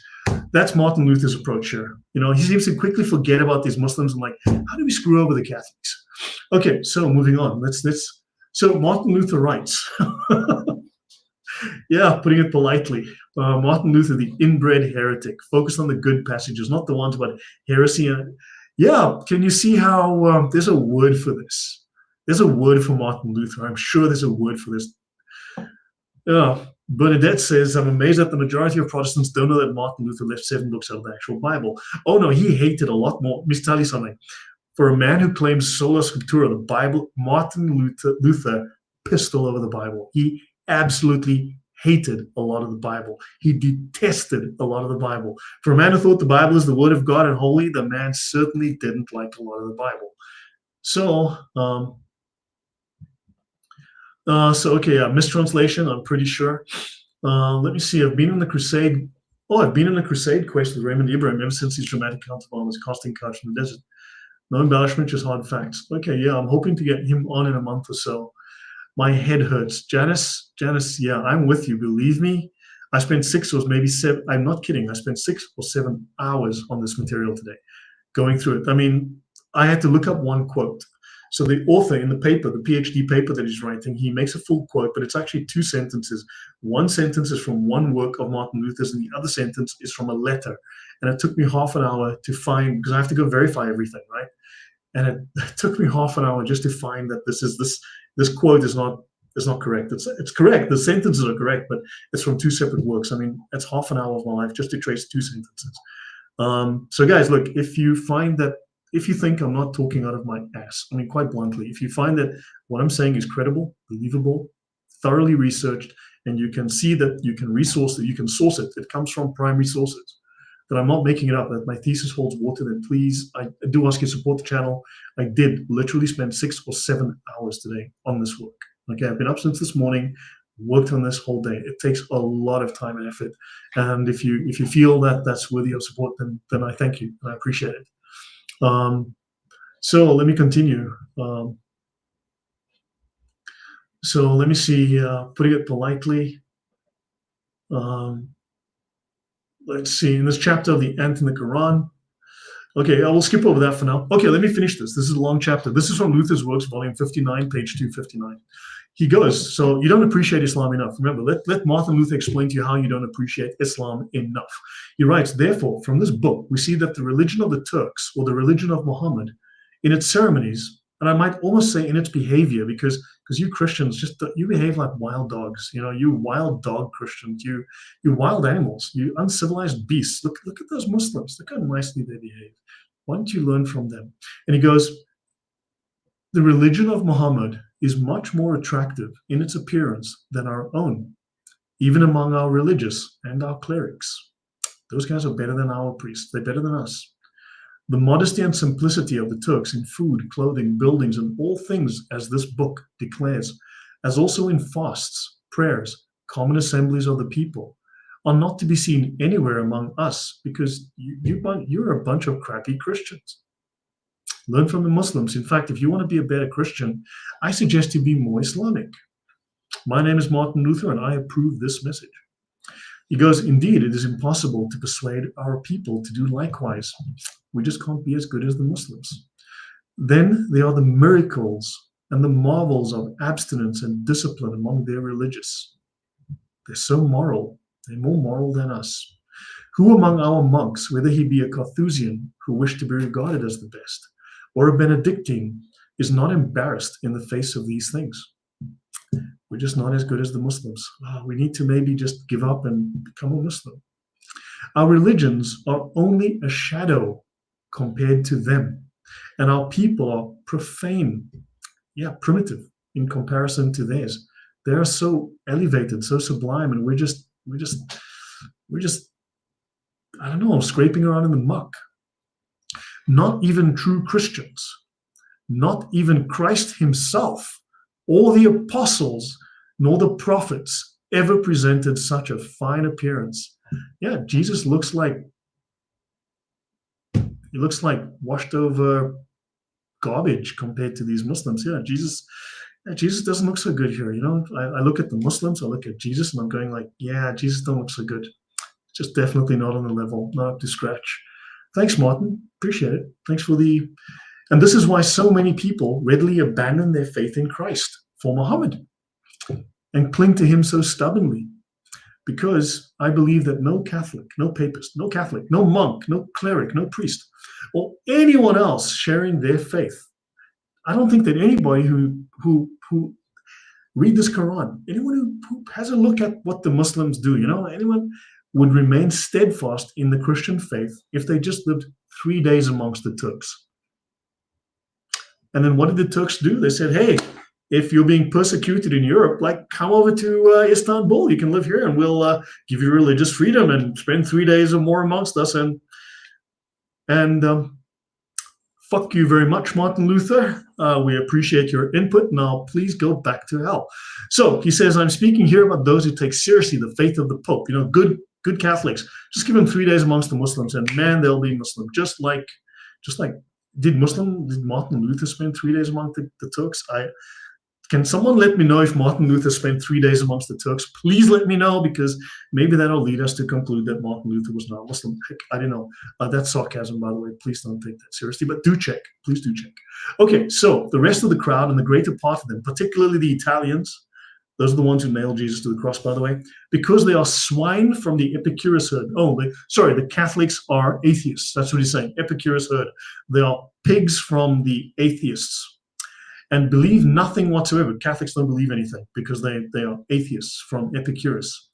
They are protected from all heresy and all error and are strong and invincible in their atheist faith, as much against Christ as against Muhammad. Oh yeah, the Catholics are so dumb, so inbred, so atheistic. They don't believe anything, that they can't even believe in Christ, and they can't believe in Muhammad. And he's like, that's bad. That's a bad thing. According to Martin Luther, not being able to believe in Muhammad is a bad thing. He puts it on the same level as believing in Christ, and even against their own Pope himself. Luther's works. So yeah, I guess that's Luther standing up for Christianity right there. Don't forget, Jesus, the apostles. They're not looking very fine. They're looking a little tatty compared to those Muslims. Yeah, tatty Jesus. Jesus, do a better job. My name is Martin Luther, and I'm saying, Jesus, you got to do better, Senator. You got to do better. So yeah, what do you guys think of that? Yeah. What on earth is wrong with Luther? How can a Christian place Islam above the apostles? The aneurysms don't stop with this man. I know. Yeah, Luther thought he was, whatever he thought he was. John 8:44 is probably who Jesus is talking to. Yeah, okay, I get, yeah. Is Luther seriously saying this? Of course Luther is saying this. This is not all Luther said, believe me. Yes, fast by stuffing yourself twice a day. Yeah, gorge yourself twice a day. The filthiest heretic, Martin Luther. Yeah, miracles. He says the Quran has no miracles. Numo says, I appreciate your work, sir. So look, this makes me angry, man. Reading this stuff makes me really angry. So yeah, moving on. So guys, yeah, what do you think? Luther never heard of Tekia? Luther was an idiot. Luther was a Tekia master himself. Luther was the arch Tekia master himself.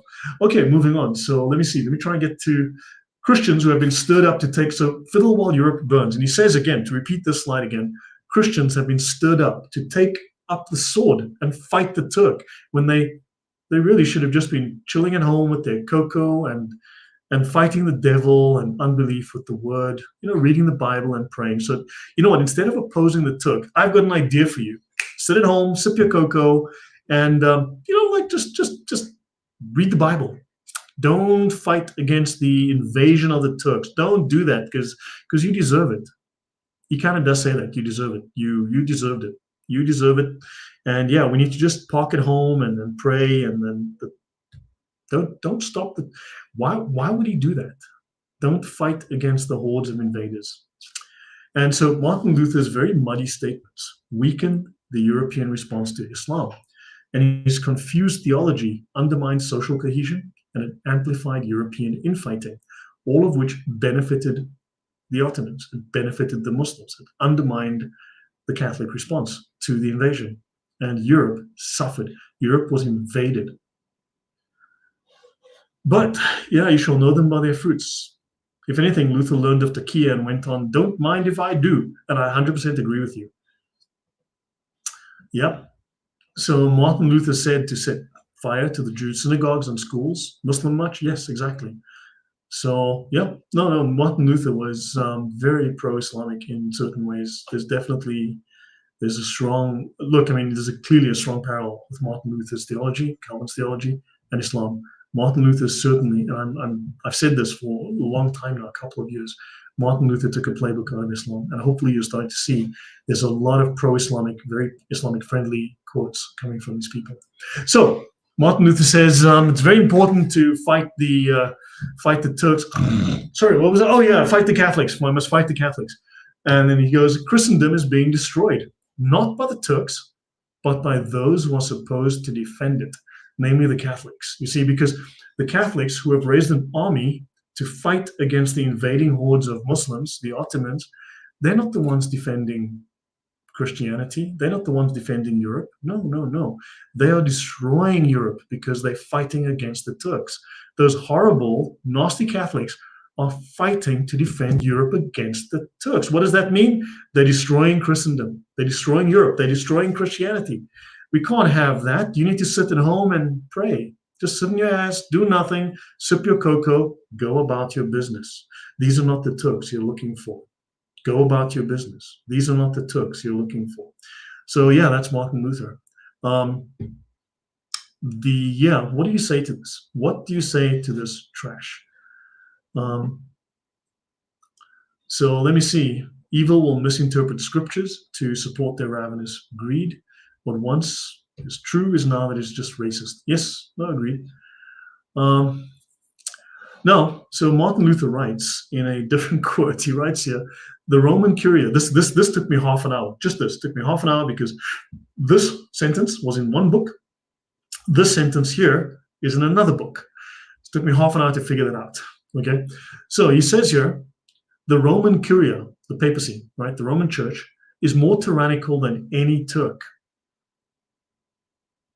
fighting with such portentous deeds against Christ. The Catholics are trying to destroy Christianity by fighting against Christ and against the Church of Christ. So the church that's fighting against the Turks are destroying Christianity and fighting against Christ. I guess the Turks are Christ. I don't know, maybe, but don't fight because the Catholics who are fighting the Turks are fighting against Christ. Okay, thanks, Martin. And the clergy is sunk in the depths of avarice, ambition, and luxury. And now that the face of the church is everywhere most wretched, there is no hope. There is no hope of a successful war or a victory.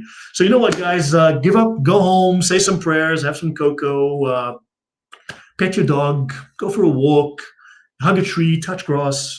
My name is Martin Luther, and I'm saying don't fight against the Turks because that's a deed against Christ. Let the Turks run wild over Europe because yay Christianity, And he says, there's no hope. Look, there's no chance of winning, so just chill out, go home, don't do it, hit your PlayStation. And you see, because God fights against us. You don't want to fight against God now, do you? Because God fights against us. God's fighting against us. That's this. Yeah, you're a bad person and God hates you. So God is fighting against you, and you don't fight against God. You go home and you pray. You pray for forgiveness. You bad white people. You bad white people. In fact, I suggest you develop a bad case of white guilt, and then you import all of Muslim Africa and Middle East to all of Pakistan, for that matter, into the UK and France and Germany, because God's fighting. Do you get where this is going? Do you see the problem here? This is now a problem today. Martin Luther was, man, this man makes me angry. Martin Luther was evil. Martin Luther was deeply misguided. The man was rotten to the core. I'm 100% sure Martin Luther is burning in hell for his blasphemous beliefs. The man was sick in the head. So, yes, get back to your social media. Yes, go about your business. Get back to your social media. Keep scrolling. Yeah, so exactly. Luther is the European Muhammad. I've said this many times. I've been saying this for about 2 years now. Luther said, don't fight the Turks 150 years later at the gates of Vienna. Yes, Just Janice. Wow. And Martin Luther was very much about tyrannical government. Martin Luther was very much for tyrannical governments. You got to read his stuff. I don't know how they sold Martin Luther as a holy man, as a righteous man. You read this guy and you realize he's insane. The guy is crazy. The man is genocidal. The man is violent. The man is unwell, deeply unwell. And I don't know how, but it's the same way they saw Muhammad as a moral man. Martin Luther is no different. He's the Muhammad of Germany. It's shocking to me, but okay, look, maybe I'm just making it all up and I'm misinterpreting what Martin Luther said. I must have a cup of camel pee. Martin Luther is giving me a migraine. This is yellow. As you can see, I'm going to indulge right now. You're right. Muhammad can't be wrong. It's yellow. I had mine, hope. You've had yours. Exactly the same way they saw Muhammad as a holy prophet. Look, guys, I know I'm making very bold statements. And I really, honestly, I've said this angers me. Reading this stuff angers me. But again, yeah. I mean, does it make sense? Does it make sense? Do you see a pattern forming here? So, Luther, surrender Europe, you Christians. And this is Martin Luther, Luther's Works, Volume 46, The Christian in Society. And I'll do more of this tomorrow, guys. I'll certainly do this more tomorrow. You're backing them up too. Yeah, I remember a few years ago, a so-called convert from Protestantism to Catholicism said these words, Saint Martin Luther, pray for us. Oh yeah, what can I say?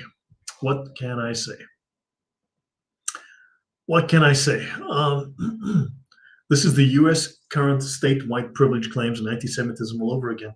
Yeah, this work has roots in the Protestant Reformation. You can trace it, the same kind of statements you'll find it in Enlightenment. The Renaissance is not what we think it is. The Renaissance is not what you think it is either. As far as I can tell, given my very limited looking into the Renaissance and the origin of the Renaissance, it's also sold as a certain thing, but it's not that thing once you dig into it. So, yeah, so let me see. Thanks, Martin. Instead of Constantinople and the center of learning, we just got the Turkey gibberish. Gobble, gobble your mocha latte. Yeah. So, guys, I mean, do I sound like a raving lunatic who's just being sarcastic for no reason and simply just taking everything out of context? Or am I detecting a problem here? That there's an issue in the Protestant Reformation okay, but let me go on. So now this is from the foreword to the article, because there's various translators that do various chapters and they'll write a foreword. And he says here, for more than 3/4 of a century, that's 75 years plus, the Ottoman Turks had cast a menacing shadow over Europe. Constantinople had fallen in 1453. By the end of the 15th century, they had consolidated their power up to the Danube River. To the east and south, Persia, Syria, and Egypt fell under Turkish sway. Under the rule of Suleiman the Magnificent, 1520 to 1566, the Turks turned their attention once more towards Christian Europe. In 1520, they captured Belgrade. The following year, Rhodes fell to the Muslims. 1526, King Louis II of Hungary was killed and his troops soundly defeated in the Battle of Mohacs on the Danube. This defeat sent a wave of terror over Europe. Only pressing domestic problems which demanded undivided and immediate attention prevented Suleiman from pursuing his advantage. Another group urged resignation to Turkish conquest and even praised Turkish rule. And like Martin Luther here, the authors of these tracts, these pamphlets and books argued that if Europeans did not resist, they would find that the Turks were gentle masters. If you guys will just bend over, drop your pants, you'll find that the Turks actually use Vaseline. And that's very, very important, you know. So they said, look, when you bend over, just ask them if they use Vaz, you know, and you'll find that they're very accommodating if you ask for it. Thanks, Protestants. That's really nice of you. I don't have any Vaseline, so I am going to have to punch people in the face myself. That's my approach. I don't know. That's me. I don't know about you guys, but yeah, yeah. I don't swing that way, Vaseline or not. Yeah. So Luther views Turks as God's rod of wrath, punishing the sinful Christians, implying that they serve a divine purpose, unlike the Pope's deliberate corruption. You see, they're here to fix up what Catholicism broke. And okay, yeah. It's better that we're Muslims and live under Muslim rule and than these Catholics, because you can't have that Catholic stuff. We don't want that. We want Islam. You want Islam. And yeah, look, guys, maybe I can open a YouTube store and sell Vaseline. What do you guys think? I mean, I could make a lot of money. So, you know, if you guys follow that. Anyway, the Pope and his crowd wanted to be Christians too, and therefore they pretended to make war. This is Martin Luther writing. The Pope and his crowd wanted to be Christians too, which means, sorry, Catholics, Martin Luther decided you're not Christians. And therefore they pretended to make war. They pretended, wait. First of all, they were making war on the Turks, which was actually making war against God, but now they pretended to make war. And he says, I oppose them, Martin Luther writes, I oppose them with these words of Christ, that Christians shall not resist evil, but they must suffer all things and surrender all things. And here's your Vaz. Who needs extra Vaseline, guys? Because Martin Luther said, don't resist evil. That's what Jesus wants. Don't resist evil. Just bend over and hope they use Vaseline. I didn't write that. That Martin Luther wrote. So, stop for Allah. Yeah. But sorry, homie don't play that. And homie don't play it. Just Genesis, I'm the raving lunatic now. Great. Yeah, it will lead to the same outcome, Christian martyrdom. Yeah. So no, look, people are saying roll over and play dead, right? That's what Luther wanted somehow. So he says, no. But what motivated me most of all, Martin Luther says, was this. They undertook to fight against the Turk in the name of Christ, and they taught and incited men to do this, as though our people were an army of Christians against the Turks, because this is not a religious war. No. Who were enemies of Christ. What do you mean the Turks are enemies of Christ? The Muslims love Jesus too. The Muslims love Jesus too. Any Muslim will tell you that, and Martin Luther will tell you that too. You're going to fight against the Turks, who are, you know, as though we're an army of people fighting against the Turks who are enemies of Christ. This is absolutely contrary to Christ's doctrine and name. It is against Christ's doctrine because he says that Christians shall not resist evil. We must not fight. We must not quarrel. We're all equal. We're all morally equal. Yeah. The Calvinists and the Baptists and the Anabaptists, we're all equal. No differences. No, the Mormons, you guys are good to go. We don't quarrel. We don't take revenge, nor do we insist on rights. Don't insist on right. We don't insist on rights because you have no rights. Let's pretend this is Vaseline, because if you listen to Martin Luther, you're going to need a lot of this stuff. Because according to Matthew 5:39, you don't insist on rights. You don't have any God-given rights. And perhaps there are worse people in the eyes of God in that army than are the Turks. In fact, you know what? You shouldn't fight the Turks because there could be Christians in that army opposing the rod of God that are just not good people, that are worse than those Turks. I mean, you don't have morally pure people. You don't have perfect, you don't have like Jesus himself cloned over there to sinless to fight against those Turks. So how can you do that when you've got people who are not perfect, imperfect humans fighting the Turks? What's wrong with you? My name is Martin Luther, and I approve this message. And here, buy some Vaseline from me. And they all want to bear the name of Christ. This is the greatest of all sins, and this is one that the Turk does not commit. Heck, those Turks are good, man. Good grief, they're good. Their army is filled with pure, sinless people. Okay, fuck you very much, Martin Luther. And moving on. Yes. Yeah, I need a copy. Good work, brother. You teach the truth. Thank you. Trust me, Muslims will say literally anything. It's science. Do not resist evil. Okay, Satan, I cannot believe what I'm hearing. Yeah. That was often a view in Catholicism as well, but it was meant to challenge people to be more holy and strive against them harder. Another twisting. Oh, yeah. Yeah, there's a lot of problems here. So excuse my French, but this upsets me. This really drives me nuts because you read this for 6-7 hours, you read this for several hours a day, you just go like, this is insane. So do you think Martin Luther was partly the causation that some Templars became Muslims in the end? No. They embraced Islam and Sufism long before Martin Luther. Have we finished with Luther? You've had enough. Yeah, I think we're done with Luther. So guys, I'm going to end up in the next 4 or 5 minutes. It's been nearly 2 hours. I don't know how you guys stuck it out this long. Okay, Jean Baudin. Was he a Khalifa or Khilafah advocate? And this is a book called The Ottoman Empire and Early Modern Europe by Daniel Goffman. We quoted Daniel Goffman earlier, one of the best scholars in this field. How did Martin Luther go off the hinges in the first place? I thought he was Catholic. Martin Luther was the man was off the rails. Watch my Luther series. I have the most detailed Luther series on YouTube. I mean, bar none. I'm pretty sure that I'm sure I can confidently make that claim. And I'm only halfway through my notes. I've got 500 slides, 500 something slides. I've only done like 260. And the man was insane.